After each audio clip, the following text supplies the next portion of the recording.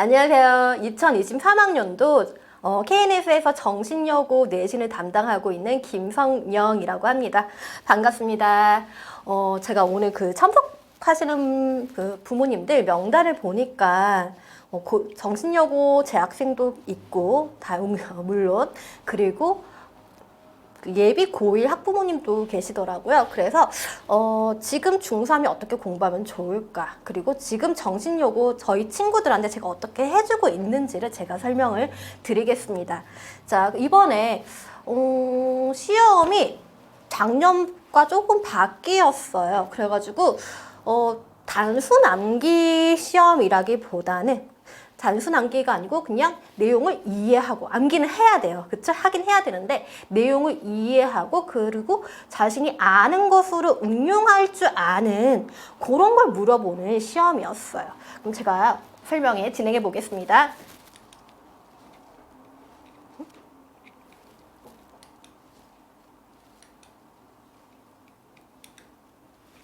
먼저 오늘은 정신여고 영어 시험은 어떻게 나오는지 큰 틀은 크게 바뀌지 않고 있거든요.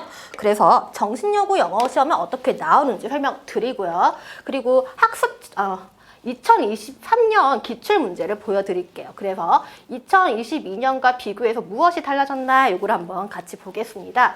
그리고 학습 전략, 여기 시험에 보니까 이 시험을 보고 이 시험 점수가 잘 나오도록 저희가 학습 전략을 짜야 되겠죠, 물론. 그래서 어떠한 학습 전략을 가져야 되는지에 대해서도 말씀을 드릴게요.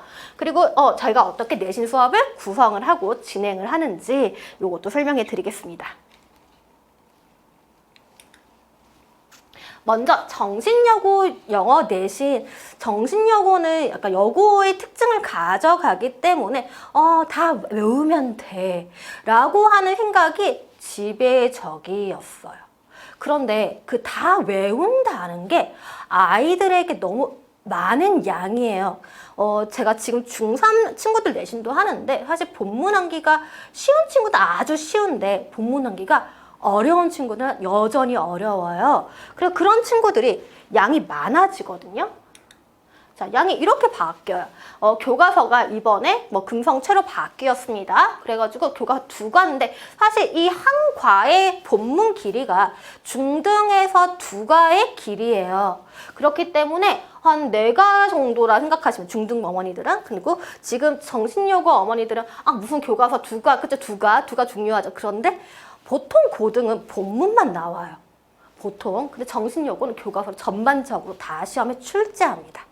독해 지문화 해가지고 우리 친구들이 달달 외운다기보다는 내용을 이해해가지고 응용하고 단어 배운 것을 적용할 수 있도록 해서 출제가 됩니다. 그리고 EBS 올림포스 처음 시험 범위는 1에서 6과였는데요. 중간에 한 과가 빠졌어요. 그래서 20개 지문으로 바뀌었어. 근데 처음에 공지한 거는 24개였습니다.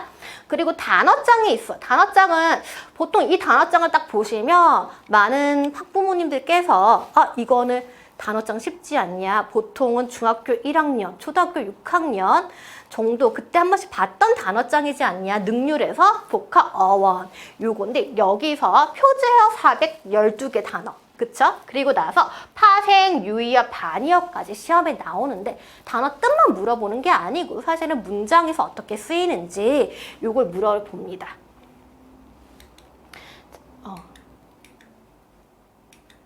자, 그래서 정신여고에서 이렇게 깔끔하게 시험 범위가 이렇게 나온다 해가지고 표를 만들어 주세요. 그러면 여기서 보시면, 그쵸? Listen and speak 출제되지 않고요. 근데 그 앞에 있는 into real life 해가지고 여기서 출제가 되고, before you read 여기도 출제가 되고, after you read 이 부분도 출제가 되고, language notes라고 하는 부분은 문법이에요. 근데 거기에 문법 관련된 독해 지문도 있습니다. 그리고 write 같은 경우는 우리 흔히 배운 내용을 가지고 아이들이 영작을 하는데 여기서도 출제가 되고, 마지막 check your progress인데 여기 독해 지문이 조금 여러 개 나와요. 그래서 여기 위주로 또 출제가 돼요. 그리고 교과서가 전반적으로 본문만 해도 충분히 5페이지가 넘어가는데 여기 앞뒤로 다 양이 많은 거죠. 그리고 나서 올림퍼스 같은 경우는 자, 이렇게 시험이 되는데 수업을 하지 않는 부분이 있어요. 수업을 하지 않는 부분인데 스스로 학습을 하고 시험을 봐야 됩니다. 그리고 능일복화 같은 경우는 자, 여기 보시면 1에서 15단원인데 표제어 출제되고 표제어의 모든 뜻, 그러니까 문맥상에 맞는 뜻을 골라야 되거든요.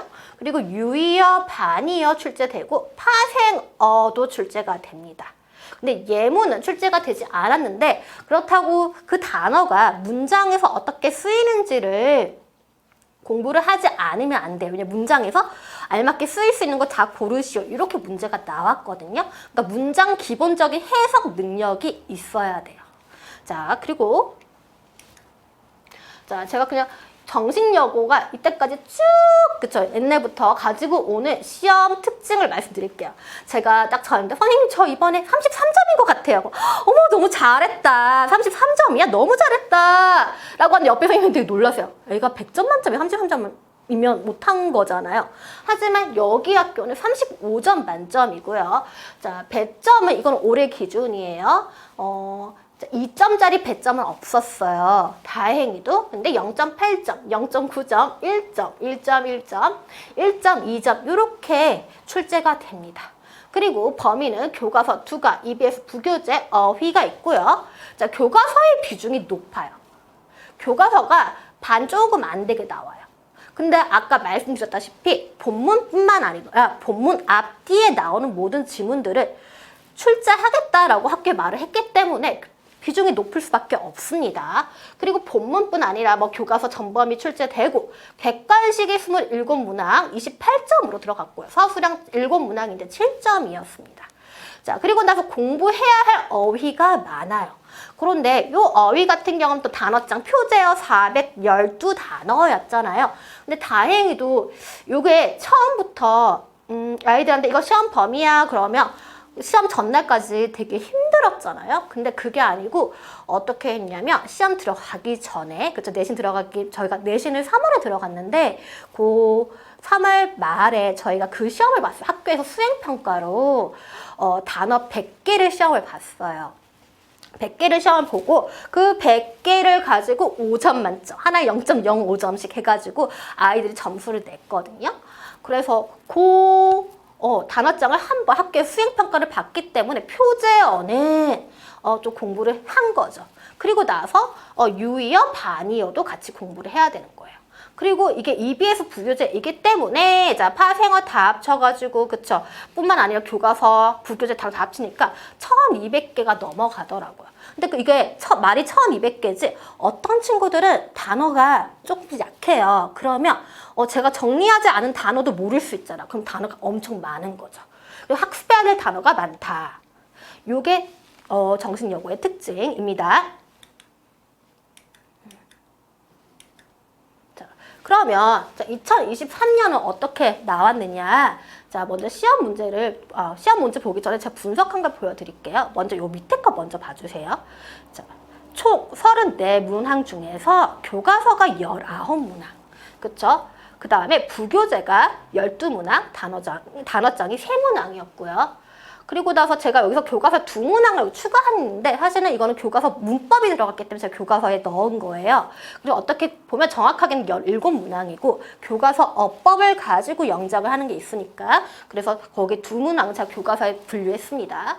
그리고 나서 객관식을 본다면 그쵸 교과서, 부교재, 단어장 해가지고 가장 많이 나온 부분은 독해긴 해요. 독해긴 한데 자 독해는 9개 그쵸? 부교재 6문항 해가지고 15문항이죠. 근데 생각보다 어휘가 많이 나왔어요. 그러면 수능 어휘가 그래 뭐 문맥상 어색한 단어를 고르시오 이런 것만 나오는 건데 사실 요 시험에서는 영영풀이 프린트 안 줍니다. 자, 영영풀이 나왔고요. 그쵸? 그 문맥상 어휘 다이어도 물어봐요. 그리고 이미 단어장을 외웠기 때문에 자, 교과서, 부교재가 단어장 어휘로 변형이 돼요. 그래서 교과서만 외운다고 그쵸? 단어 해결되지 않고 기본 단어장 그 양들을 꼼꼼하게 봐야 됩니다.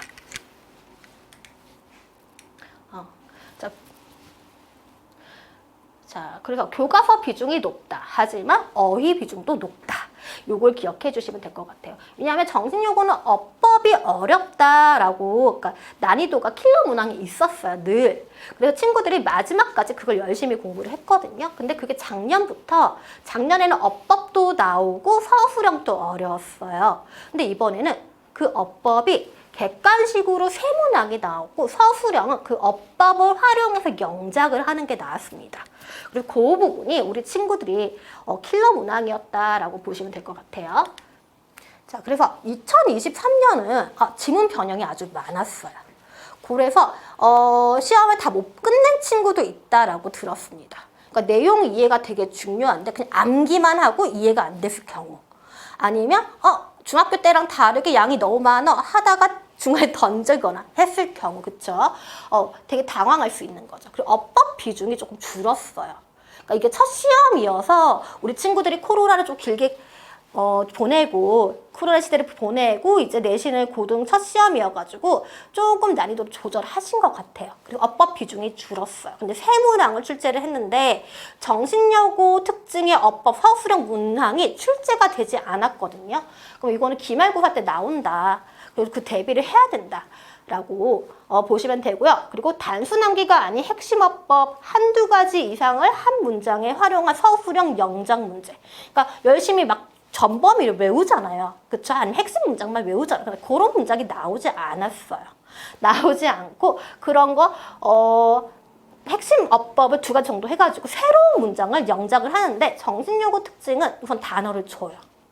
그러니까 문법적인 걸 알고 적용을 해야 되겠죠. 그러니까 단어를 줘요. 근데 두 문항은 단어를 다 줬고, 그쵸? 동사 원형 이렇게 해가지고 다 줬고, 친구들이 동사 형태를 바꾸거나 뭐 명사, 대명사 이런 거 바꾸면 되는 거고, 근데 한 문항은 주지 않았어요. 근데 그 문항이 결국 오류 문항으로 다시 재시험 봤거든요. 그러니까 그렇게 어렵지 않았는데 친구들이 이런 문항 푼 적이 없으니까 조금 당황했던 문제였는데 결론적으로 다 맞았다, 이번에. 자, 그래서 시험이 어떻게 변형이 되는지, 우선 제가 이거는 제가 이렇게 시험지 받아가지고 분석한 걸 넣었어요. 요거 같은 경우는 교과서인데 본문은 아니에요. 본문은 아니고 오가고 뒤쪽에 read and write 부분인데 요렇게 요 부분만, 그쵸? 그 부분이었어요. 그쵸? 요 부분만 교과서에 나오는 거였고, 그리고 나서 요거 기사문이 하나가 추가가 되는 거예요. 그쵸? 그래서 위 내용과 아래 내용을 보고 B에 언급되지 않은 것, 즉 뭐가 되는 거야? 내용 일치가 되는 거예요, 사실은. 그쵸? 내용 일치를 물어보는 건데 꼭 이게 독해가 잘 되는 친구들 같은 경우는 괜찮아요. 그쵸? 이거는 그냥 읽고 해석만 하면 되는 거니까 이거는 또 내신 범위여서 꼼꼼하게 공부를 했던 범위죠. 근데 요게 새로운 지문에서 해석이 힘든 친구들, 아니면 조금 당황한 친구들, 그쵸? 그런 친구들한테는 시간이 오래 걸릴 수 있는 문제가 되는 거죠. 자, 그리고 서술형, 아까 제가 말씀드렸던 것 중에서 5번 문항이 이번에 핵심 어법을 사용하는데 사실 지문에서 sum of which가 나왔어요. 그래가지고 sum of which, sum of whom 이런 거 나오면 저는 그 핵심 어법이고 수능까지는 아니더라도 고2까지는 정답 체크에 들어가는 그런 어법이기 때문에 그걸 열심히 시켰거든요. 근데 그걸 사용해서 영작을 시키는 거죠. 그렇죠? 아르헨티나, 그렇죠? 영어 스펠링으로 하면 아르헨티나잖아요. 근데 요거는 사실 본문에 나왔던 단어예요. 그래서 요거는 걸 다 활용을 해가지고 영작을 하는 거죠. 그러니까 새로운 단어 추가 가능. 완전한 영작은 안 나옵니다. 그리고 나서 서술형 4번 같은 경우도 사실 문제 유형 자체는 정신여고에서 추구하는 유형이에요. 근데 4번이 조금 많이 어려웠던 게 왜냐면 이게 워낙 논란이 있었는데, 그쵸? 이거는 그죠? 다시 봐야 되니까. 사실은 5번보다는 4번이 더 어려웠거든요. 왜냐하면 이거는 간접 의문 들어가고, 그 다음에 관계사까지 들어가는 그런 문장이에요. 그래서 그거를 다 합쳐가지고 영작을 해야 되는데, 간접 의문, 관계사 같은 경우는 교과서 분류상으로 핵심 어법이었어요. 관계대명사가 핵심 어법이긴 했는데, 그쵸? 이게 핵심 어법이었어요. 그래가지고 그걸 가지고 새로운 문장을 영작을 하는 거였어요. 근데 그거를 두 개 다 한꺼번에 한 문장에 들어있기 때문에 친구들이 조금 어려울 수 있는 거죠. 그래서 요거를 보니까 저희 반 친구들 많이 고민한 흔적이 있더라고요. 아주 맞은 친구여도 고민을 했더라고요. 그래서 요게 보통은 코로나 이전에는 대치 지역의 중3에서 요런 허술형이 나왔었는데, 그렇죠? 이게 이제 친구들은 이런 걸 중3 때 만나보지 못했죠. 그리고 나서 이제 고1 때 어법이 2개가 들어가는 거, 1점, 2점 해가지고 최고 배점이 들어가고요. 요런 문장이 나왔다. 그래서 요런 문장의 연습이 필요하다. 왜냐면 요거 고민 많이 했을 테니까.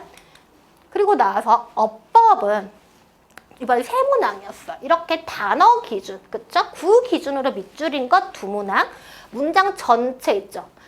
절 단위, 그쵸? 그 한 문항이 나왔고, 사실 요거 같은 경우 관계사 아니면 동사의 형태이기 때문에 친구들이 수업을 꼼꼼하게 들었더라면 그렇게 어려운 문제는 아니었어요. 근데 제가 그쵸? 2022년하고 이전하고 뭐가 달라졌냐라고 했는데, 이거는 그 이전 문항이에요. 2점 만점이죠. 이번에는 2점 만점인 것 자체가 없잖아요. 그래서 틀린 거 찾아서 바른 형태로 고치세요. 이런 문항이 늘 나왔거든요. 근데 올해는 나오지 않았다. 하지만 기말고사 때는 나올 수 있다. 왜냐면 차라리 이게 친구한테 더 쉬울 거예요. 왜냐면 앞에 문항은 기본 영어 실력이 있어야 쓸 수 있기 때문에. 자, 그리고 나서 넘어가 보겠습니다. 부교재 같은 경우 본문도 그래요. 이렇게 빈칸이 나오는데 사실은 이 빈칸이 교과서랑 그쵸? 아니 부교재랑 내용이 다른 건데 그쵸? 아니요, 그죠? 단어가 다르겠죠? 표현이 다른데 결국 같은 말을 하는 거. 그러니까 패러프레이징이 잘 돼야 된다는 거. 패러프레이징이 잘 된다는 것은 결국에는 단어를 많이 알아야 되는 거죠. 그 단어 같은 경우는 단어장, 그 다음에 교재에 나오는 걸 가지고 공부를 해야 됩니다. 그리고 나 단어장 어휘예요.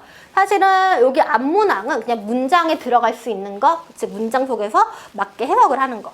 그런 문항이었는데 여기는 변형이잖아. 이거는 뭘 물어보냐면 이 단어가 어떻게 변화해가지고 품사나 그쵸? 바뀌어가지고 여기 들어갈 수 있는지 파생어를 물어보는 거죠.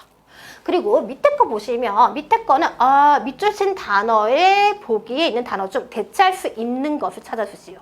이거 뭐야? 동의어가 되겠죠. 그래서 친구들이 요거 다 잘 봤는데 3번을 조금 어려워했습니다. 지명하다인데 네, 여기서 보면 nominate가 있거든요. 근데 이 nominate 친구들 생각보다 뜻을 좀 어려워하더라고요. 그래가지고 나머지 아닌 거 X하고 딱 답을 썼는데 정확하게 알고 쓰면 정말 마음이 편했겠죠. 아무리 맞췄더라도. 그래서 요렇게 단어장 가지고 단어가 나온다. 하지만 요거 문항만 보시면 안 되는 게 본문에 다 변형된 게 있기 때문에 단어장은 그냥 전범위에 걸쳐서 다 반영이 되어서 시험에 출제가 되었다라고 보시면 될 것 같아요. 자, 그러면 그 다음 거 볼게요. 그러면 이렇게 단수가 여고니까 그쵸? 외우면 돼. 그쵸? 외웠죠. 그런데 응용이 할 수 있는 친구들은 아마 외워도 괜찮았을 거예요. 근데 이번에 애가 중간에 영어를 너무 힘들어요. 외울 게 너무 많대. 막 그렇다고 그러잖아요. 그러면 어떻게 우리가 공부를 해야 될까? 그리고 생각을 해보는 거죠. 그러니까 학습 전략. 그러니까 암기하듯이 꼼꼼하게는 하는 건 당연한 건 맞아요. 근데 뭐 영어 하나만 공부하는 것도 아니고 사실은 그쵸? 영어 하나만 공부하는 것도 아니고 수학도 있고 뭐 과학도 있고 요즘 워낙 이과를 원하잖아요. 그러면 공부량이 엄청 많단 말이에요. 그럼 우리 아이들은 어떻게 공부를 해야 되냐면 이해하고 응용할 수 있도록 해야 되는데 1, 2등급 친구들은 사실은 이 친구들이 뭐 전범위를 외우는 것을 그렇게 어려워하지 않아요. 네, 그렇기 때문에 이 친구들은 사실은 전반적인 영어 실력이 있고, 그쵸? 당황하지 않고 사실은 멘탈이 강해야 돼요. 그래서 실수하지 않게. 그러면서 전범위에 어휘하고 어휘를 꼼꼼하게 정리를 하고 이거 적용하는 연습을 처음부터 시작을 해야 돼요. 그럼 지금 내가 1, 2등급 목표로 한다. 그러면 단어장 이미 한 바퀴 돌고 수업을 받는 게 제일 좋아요. 내가 본문에 나가는데 단어장도 똑같이 첫 걸어 나간다. 그러면 이게 왔다 갔다 응용은 안 되겠죠. 그렇기 때문에 내가 진짜 1, 2등급 목표를 해. 그러면 이 단어장을 한 바퀴 돌아야 돼요.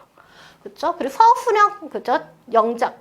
5문항 중에서 2문항은 지문 없이 핵심어법을 2개 이상 적용을 하는 거라 그랬잖아요.